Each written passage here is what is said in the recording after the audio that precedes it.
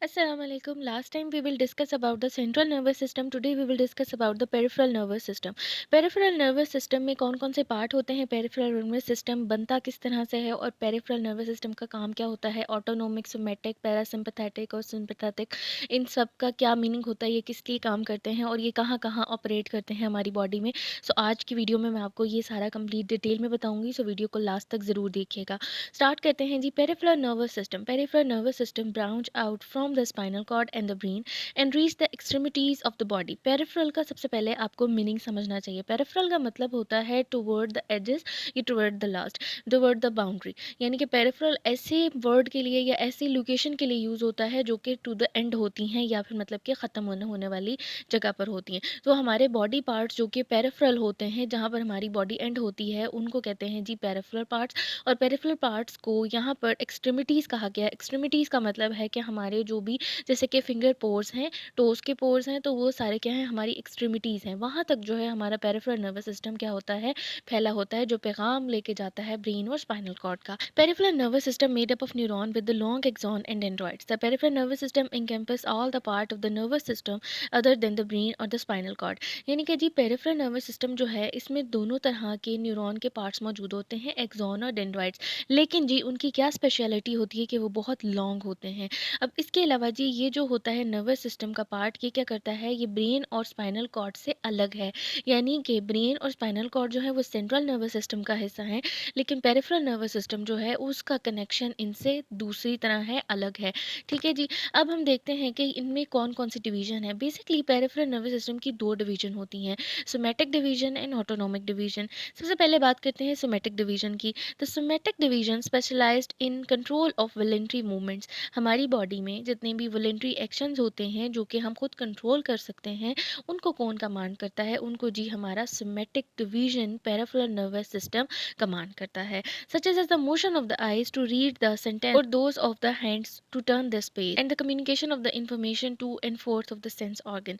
यानी कि जी हम जो बात देख रहे होते हैं, हम जो बात सुन रहे होते हैं, पढ़ रहे होते हैं, हम अपना हाथ उठा रहे हैं, हम अपनी टांग उठा रहे हैं, हम अपने हाथ पाँव मूव कर रहे हैं, हम अपनी आइज़ को मूव कर रहे हैं, तो ये सारी जो कैटेगरीज हैं, ये सारी जो मूवमेंट्स हैं, ये सारी जो सेंसेशंस हैं, ये फॉल करती हैं जी सोमैटिक डिवीजन की कैटेगरी में। नेक्स्ट हमारे पास है जी autonomic division. Autonomic division control the parts of the body that's keep us alive. यानी कि जी ये हमारे क्या करता है कि हमारे हार्ट को, हमारी बॉडी को क्या करता है, अलाइव रखता है। ठीक है। The heart, blood vessel, glands, lungs and the other organs that function involuntarily without our awareness।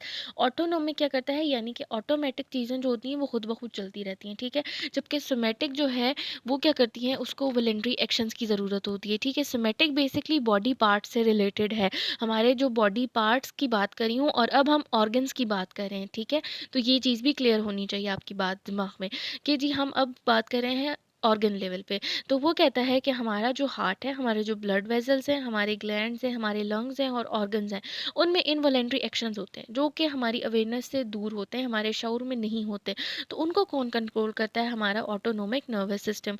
Eight this moment the autonomic nervous system in the peripheral nervous system is pumping blood to your body. यानी कि आप अब मेरी video सुन रहे हैं, ठीक है, basically आप अपने कानों का इस्तेमाल कर रहे हैं, लेकिन आप अनअवेयर हैं कि आपकी बॉडी में जो ब्लड है वो सर्कुलेट कर रहा है, आपके जो लंग्स हैं वो इन एंड आउट ब्रीथ को पुश कर रहे हैं, आपके अंदर जो डाइजेशन है, लास्ट मील आपने खाया है, वो डाइजेशन भी प्रोसीड हो रही है। अब जी activating the divisions of the autonomic nervous system. Autonomic nervous system की देन फर्दर दो डिविजन्स होती हैं। ठीक है जी। अब उन डिविजन्स को किस तरह से एक्टिवेशन मिलती है और वो किस तरह से काम करती हैं, सो इसके बारे में अब हम देखेंगे। Consider the situation that you reading, you suddenly sense that a stranger is looking at you and through the window. As you look up, you see a glint with something that might be knife. A confusion. As a confusion cloud your mind and fear overcome your attempt to think rationally what happened to our body. If you are like most people, you react immediately on the physiological levels. Your heart rate increase, you begin to sweat and you develop goosebump on your over body. यानी कि जी आप डर जाते हैं और fair की feeling क्या होती है कि हमारा हार्ट रेट, हमारा पल्स रेट जो होता है उसको बढ़ा देती है, हमारे जो गूज बम होते हैं यानी कि जो हमारे रोंगटे होते हैं वो खड़े हो जाते हैं। ठीक है जी। तो ये क्या था, एक इनवॉलेंट्री एक्शन था, आपका इस पे कोई इख्तियार नहीं था, ठीक है। अब ऑटोनॉमिक डिवीज़न जो है वो बहुत इंपॉर्टेंट और क्रूशियल रोल प्ले करती है जब आप किसी भी इमरजेंसी सिचुएशन में होते हैं, ठीक है। अब the physiological change that occur during the crisis result from the activation of the one of the two part of the nervous system, autonomic nervous system, sympathetic and parasympathetic। यानी कि sympathetic और parasympathetic दो ऐसे divisions हैं जो कि autonomic level पर proceed करते हैं। यानी कि जी हम किसी इमरजेंसी में होते हैं तो ये दोनों डिवीजन जो होती हैं वो काम करती हैं। सबसे पहले जी सिंपैथेटिक डिवीजन क्या करती है? The sympathetic division act to prepare the body for action in the stressful situation by engaging all the organism resources to the run away और to confront the threat. This is called the flight and fight response. यानी कि जी sympathetic division होता है कि आप अपनी body को action के लिए स्ट्रेसफुल सिचुएशन में प्रिपेयर कर लेते हैं, ठीक है। यानी कि आप जो है एक्शन लेने के फुली तौर पर तैयार होते हैं।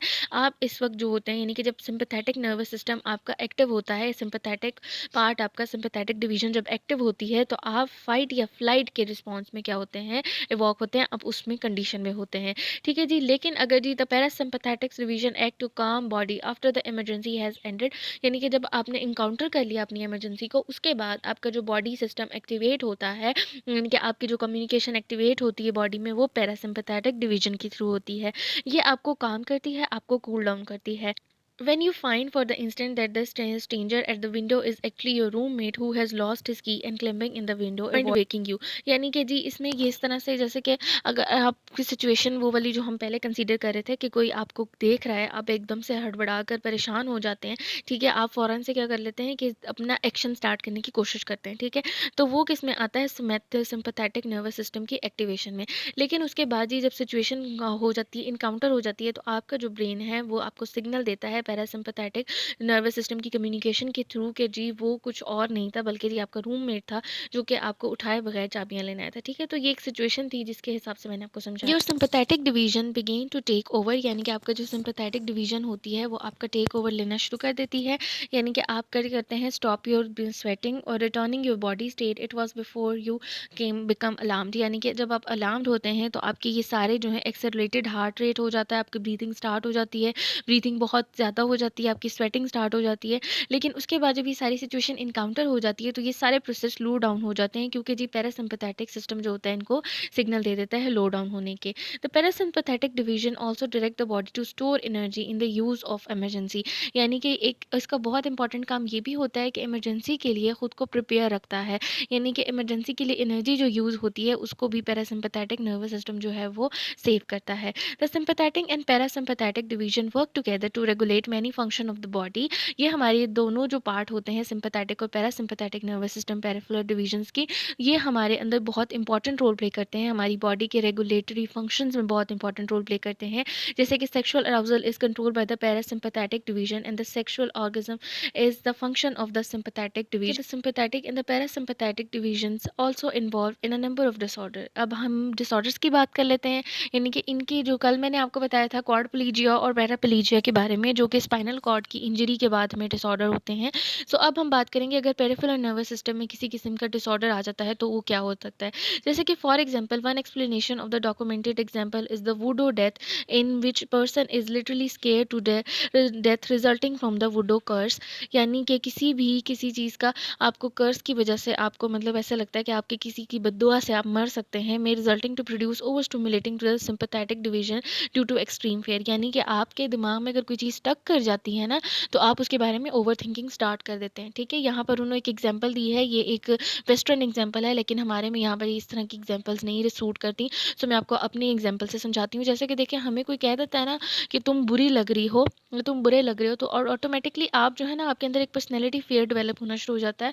आपके अंदर जो आपका सेल्फ एस्टीम, आपका जो कॉन्फिडेंस है वो लो होना शुरू हो जाता है क्योंकि जी हमारे अंदर ओवर प्रोडक्शन ऑफ फेयर होना शुरू हो जाती है क्योंकि हमारा सिंपैथेटिक नर्वस सिस्टम या सिंपैथेटिक डिवीजन जो है वो काम करना शुरू कर देती है। तो ये थी जी मेरी आज की वीडियो। अब यहाँ पर एक स्क्रीन पर आपको एक पिक्चर शो हो रही है, अब इसमें आपको पता चलेगा कि क्या-क्या होता है। सिम्पैथेटिक सिस्टम जब एक्टिवेट होता है तो हमारा जो प्यूपल होता है वो डायलेट कर जाता है, ठीक है? और हमारे जो ब्रोंकाइज़ होते हैं वो राइज़्ड कर जाते हैं, यानी कि वो इवैल्यूएट कर वो जो क्या करते हैं कि उनमें एयर इंक्रीज़ हो जाती है। इसके अलावा हमारा हार्ट जो रेट है बढ़ जाता है। हमारी जो इन्हिबिटरी एक्टिविटीज़ होती हैं, यानी कि ब्लड टू मसल जो एक्टिविटीज़ सारी होती हैं, वो भी क्या कर जाती हैं, इंक्रीज़ कर जाती हैं। इसके अलावा हमारी वेसल्स जो हैं वो कॉन्ट्रैक्ट कर जाती हैं, यानी कि हम टोटली इमरजेंसी सिचुएशन को काउंटर करने के लिए तैयार हो जाते हैं। जब हम पैरासिम्पैथेटिक डिवीजन के अंदर काम कर रहे होते हैं, तो हमारा जो प्यूपल होता है वो कॉन्ट्रैक्ट कर जाता है, ठीक है? हमारे ब्रोंकाइज़ भी कॉन्ट्रैक्ट कर जाते हैं, हमारा हार्ट रेट स्लो हो जाता है और स्टिमुलेशन एक्टिविटीज़ जो होती हैं, यानी कि स्टमक, इंटेस्टाइन एक्टिविटीज़ जो होती हैं वो भी टू द नॉर्मल आ जाती हैं। और इसके अलावा हमारा जो ब्लड रेट होता है या हमारी जो वेसल्स होती हैं वो डायलेट हो जाती हैं, ठीक है? यानी कि ये दोनों ऑपोजिट काम करते हैं। तो आज की वीडियो में हमने देखा जी पेरिफेरल नर्वस सिस्टम को। पेरिफेरल नर्वस सिस्टम में सिमेटिक, ऑटोनोमिक और ऑटोनोमिक में देन पैरासिम्पैथेटिक एंड सिम्पैथेटिक के बारे में हमने बात की।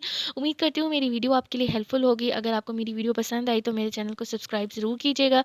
Thank you so much. Take care and अल्लाह हाफ़िज़।